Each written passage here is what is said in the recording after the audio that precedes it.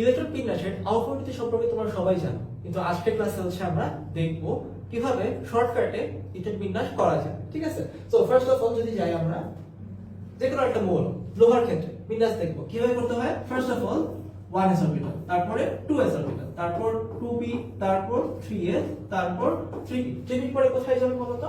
4s এ যাবে, 3 তে যাবে না। তার কারণ কি? অপরিণতি অনুসারে অরবিটালের শক্তি ক্রম অনুসারে। ঠিক আছে, so first of all 1s এ 2টা, 2s এ 2টা, 6টা, 2টা, 6টা, 2টা এবং 6টা, এবং এটা কি বলতো লোহার বিন্যাসটা হয়ে গেছে। কিন্তু মনে করো তোমাকে যেগুলো একটু বড় একটা কম্পাউন্ড দিলাম, একটাই 85 নাম্বার মৌল, এটার ক্ষেত্রে কিন্তু আমি এতগুলো অরবিটালের ক্ষেত্রে শক্তি ক্রম কেমন হবে সেটা মনে রাখতে পারবো না, এবং যে কারণে আমরা কি বলতো শর্টকাটটা তোমাদের দেখাবো। ঠিক আছে, তো শর্টকাটটা কিরকম হবে দেখি আমরা। ঠিক আছে, ফার্স্ট অফ অল আমরা কি লিখবো, এটা নিয়ম কি মাথায় রাখতে হবে। ঠিক আছে, কি লিখবো? এস এস, তারপর লিখবো কি পি এস পি এস, তারপর কি লিখবো D P S D P S, এরপর হচ্ছে F D P S F D P S. এরপর কি কাজ করবো? সবগুলো এস এর আগে আমি নাম্বারিং করব। ঠিক আছে, 1 2, এখানে 3, এখানে 4, এখানে 5, এখানে 6, এখানে হচ্ছে 7, এন্ড দেন এখানে হচ্ছে 8। এরপর কি কাজ করব বলো তো? এখানে এস গুলোর আগে নাম্বার এক করে কমাবো, অর্থাৎ 3 এর আগে কি হয় 2, 4 এর আগে কি হয় 3। ঠিক আছে, 5 এর আগে 4, তারপর 3, 6 এর আগে 5, 5 এর আগে 4। ঠিক আছে, তারপর হচ্ছে এফ এর 7 এর আগে 6, 6 এর আগে হচ্ছে 5, 5 এর আগে 4।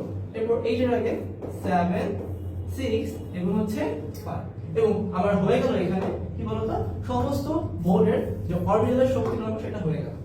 এই এস নাম্বার অরবিটাল সেটা এই এসটা মুছে ফেলছে। ঠিক আছে, তো এখন আমি যদি হচ্ছে বসাই, এস এর মধ্যে কতগুলো? দুইটা ইলেকট্রন, 2s এ 2টা, p তে 6টা, 2টা 6টা 2টা 10টা 6টা 2টা 10টা 6টা 2টা 14 10 6 2 14 10 এবং 6। এবং এইটা কি জানো? এটা হচ্ছে 118 নাম্বার মৌল অর্গানিজমের ইলেকট্রন বিন্যাস। ঠিক আছে, সো এখান থেকে মনে করে আমি মুছে দিয়েছি। ঠিক আছে, মনে করে লাস্টের দুইটা মুছে দিয়েছি। কতগুলো হলো বলো তো? 16টা ইলেকট্রন কমে গেছে না? সো 16টা কমলে কত হয় বলো তো?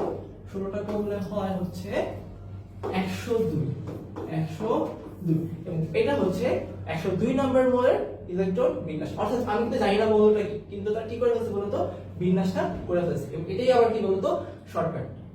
ঠিক আছে, এই শর্টকাটের ফায়দা কি?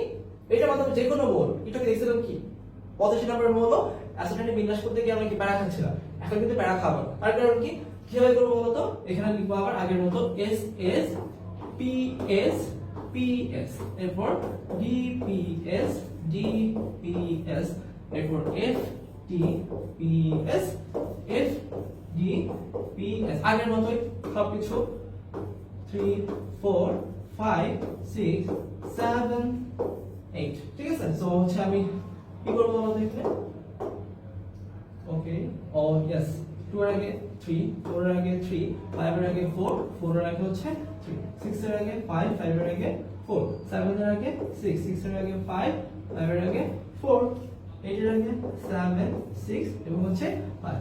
এখন আমার আগে কত প্রথম বলতো 85 নাম্বার। সো আমি শুরু করব কি শুরু থেকে। ঠিক আছে, 2টা 4টা, তারপর কি 10টা 12 18 20 30, তারপর 36 38 48 54 এবং কি বলতো 56 56 এর 14 70 70 এর পরে 80। ঠিক আছে, খেয়াল করো এখন কত নম্বর মৌল লাগবে? 85 নাম্বার মৌল। সুতরাং কি বলতো এখানে পর্যন্ত 80 পর্যন্ত চলে আসছে।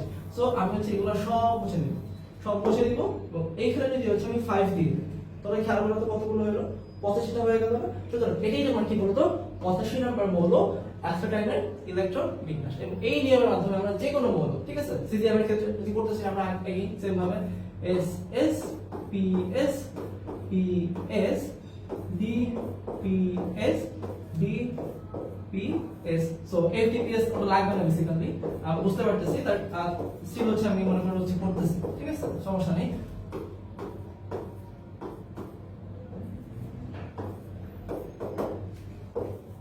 ঠিক আছে, এখন এক করে কমাবো 7 6 5 6 5 4 4 3 5 4 3 2। এখন কি করব আগের মতই, এখানে 2 2 4 10 12 18 20 30 36 38 48। ঠিক আছে, 48 এর পরে কি বলো কতগুলো বসবে এখানে? 48 এর পরে হচ্ছে 6টা এবং হচ্ছে একটা। ঠিক আছে, ওকে।